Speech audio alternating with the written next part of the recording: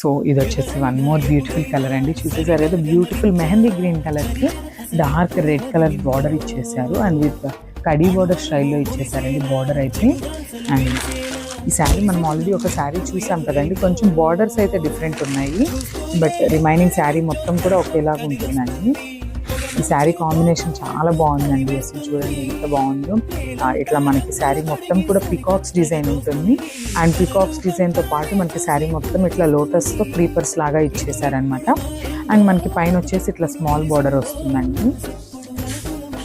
And beautiful red పళ్ళు వచ్చేస్తుంది, చూసారు కదా, బ్యూటిఫుల్ రెడ్ పళ్ళు.